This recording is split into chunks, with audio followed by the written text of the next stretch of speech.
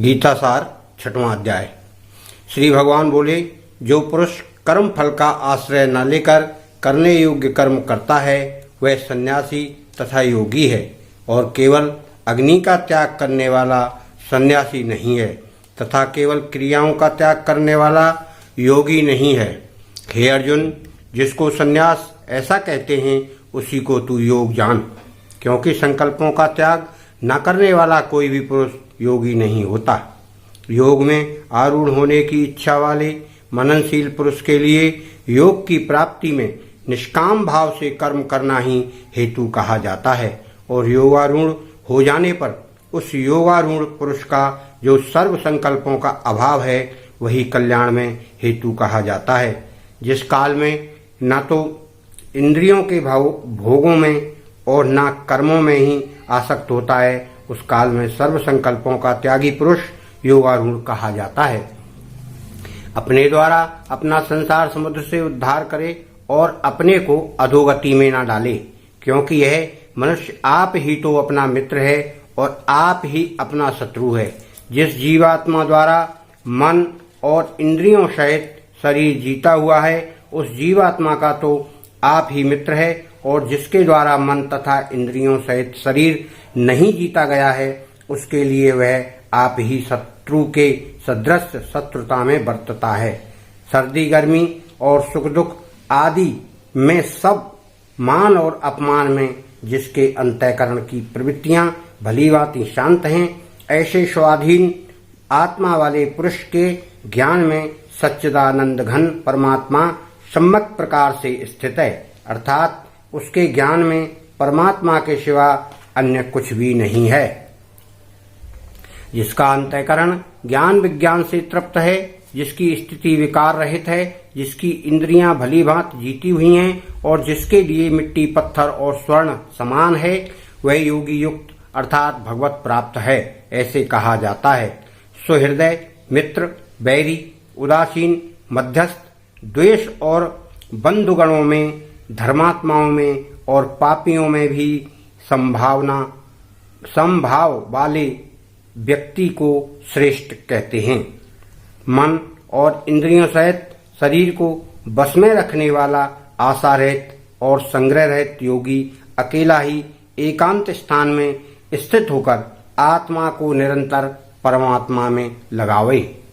शुद्ध भूमि में जिसके ऊपर क्रमशः कुशा, मृगशाला और वस्त्र बिछे हैं, जो न बहुत ऊंचा है और न बहुत नीचा, ऐसे अपने आसन को स्थिर स्थापन करके उस आसन पर बैठकर चित्त और इंद्रियों की क्रियाओं को वश में रखते हुए मन को एकाग्र करके अंतःकरण की शुद्धि के लिए योग का अभ्यास करे। काया, सिर, गले को समान एवं अचल धारण करके और स्थिर होकर अपनी नासिका के अग्रभाग पर दृष्टि जमाकर अन्य दिशाओं को न देखता हुआ ब्रह्मचारी के व्रत में स्थित भय रहित तथा भली भांति शांत अंतःकरण वाला सावधान योगी मन को रोककर मुझमें चित्त वाला और मेरे परायण होकर स्थित हो जावे। वश में किए हुए मन वाला योगी इस प्रकार आत्मा को निरंतर मुझ परमेश्वर के स्वरूप में लगाता हुआ मुझ में रहने वाली परमानंद की पराकाष्ठा रूप शांति को प्राप्त होता है। हे अर्जुन, यह योग न बहुत खाने वाले का और न बिल्कुल न खाने वाले का, न बहुत शयन करने वाले का और न स्वभाव का सदा से जागने वाले का ही सिद्ध होता है। दुखों का नाश करने वाला योग तो यथा योग्य आहार विहार करने वाले का, कर्मों में यथा योग्य चेष्टा करने वाले का और यथा योग्य सोने और जागने वाले का ही सिद्ध होता है। अत्यंत वश में किया हुआ चित्त जिस काल में परमात्मा में ही भलीभांत स्थित हो जाता है, उस काल के संपूर्ण भोगों में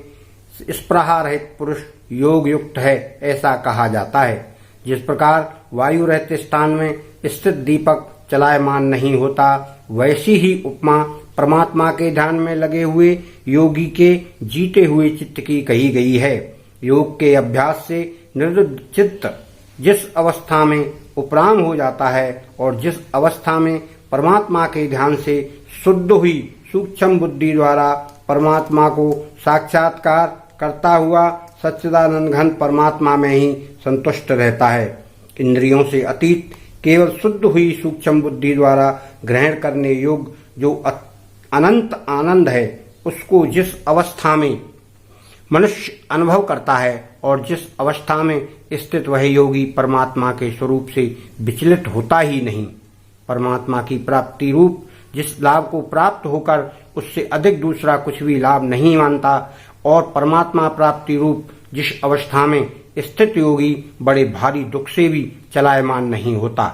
जो दुख रूप संसार के संयोग से रहित है तथा जिसका नाम योग है, उसको जानना चाहिए। वह योग न उकताए हुए अर्थात धैर्य और उत्साह युक्त चित्त से निश्चय पूर्वक करना कर्तव्य है।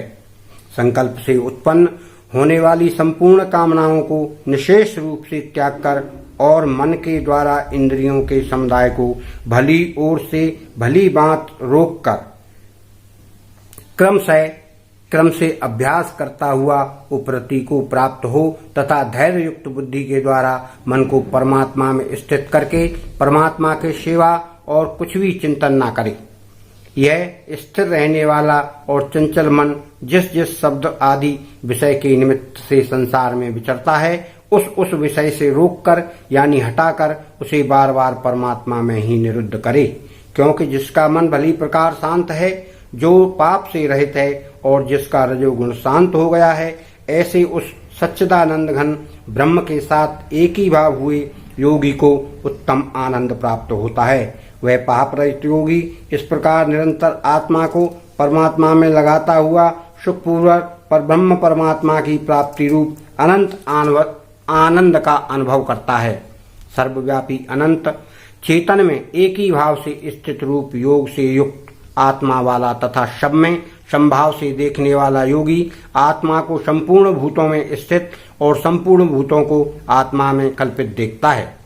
जो पुरुष संपूर्ण भूतों में सबके आत्मरूप मुझ वासुदेव को ही व्यापक देखता है और संपूर्ण भूतों को मुझ वासुदेव के अंतर्गत देखता है, उसके लिए मैं अदृश्य नहीं होता और वह मेरे लिए अदृश्य नहीं होता। जो पुरुष एक ही भाव में स्थित होकर संपूर्ण भूतों में आत्म रूप से स्थित मुझ सच्चिदानंद घन वासुदेव को भजता है, वह योगी सब प्रकार से बरतता हुआ भी मुझ में ही बरतता है। हे अर्जुन, जो योगी अपनी भांति संपूर्ण भूतों में सम देखता है और सुख अथवा दुख को भी सम में सम देखता है, वह योगी परम श्रेष्ठ माना गया है। अर्जुन बोले, हे मधुसूदन, जो यह योग आपने समभाव से कहा है, मन के चंचल होने से मैं इसकी नित्य स्थिति को नहीं देखता, क्योंकि हे कृष्ण, यह मन बड़ा चंचल है, प्रथमन स्वभाव वाला, बड़ा दृढ़ और बलवान है, इसलिए उसका वश में करना मैं वायु को रोकने की भांति अत्यंत दुष्कर मानता हूँ। श्री भगवान बोले, हे महाभाव, निसंदेह मन चंचल और कठिनता से वश में होने वाला है, परंतु हे कुंती पुत्र अर्जुन, वह अभ्यास और वैराग्य से वश में होता है। जिसका मन वश में किया हुआ नहीं है, ऐसे पुरुष द्वारा योग दुष्प्राय है और वश में किए हुए मन वाले प्रयत्नशील पुरुष द्वारा साधन से उसका प्राप्त होना सहज है, यह मेरा मत है। अर्जुन बोले, हे श्री कृष्ण, जो योग में श्रद्धा रखने वाला है किंतु संयमी नहीं है, इस कारण जिसका मन अंतकाल में योग से विचलित हो गया है, ऐसा साधक योग की सिद्धि को अर्थात भगवत साक्षात्कार को न प्राप्त होकर किस गति को प्राप्त होता है। हे महाभावो, क्या यह भगवत प्राप्ति के मार्ग में मोहित और आश्रय रहित पुरुष छिन्न भिन्न बादल की भांति दोनों ओर से भ्रष्ट होकर नष्ट तो नहीं हो जाता? हे श्री कृष्ण, मेरे इस संशय को संपूर्ण रूप से छेदन करने के लिए आप ही योग्य हैं, क्योंकि आपके सिवा दूसरा इस संशय का छेदन करने वाला मिलना संभव नहीं। श्री भगवान बोले, हे पार्थ, उस पुरुष का ना तो इस श्लोक में नाश होता है और ना परलोक में ही नाश होता है, क्योंकि हे प्यारे, आत्मोद्धार के लिए किया गया अर्थात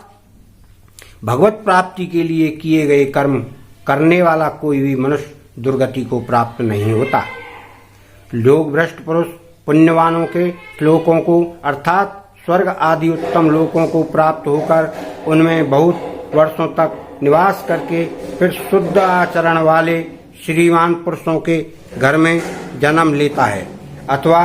वैराग्यवान पुरुष उन लोकों में न जाकर ज्ञानवान योगियों के ही कुल में जन्म लेता है। परंतु इस प्रकार का जो यह जन्म है सो संसार में निसंदेह अत्यंत दुर्लभ है।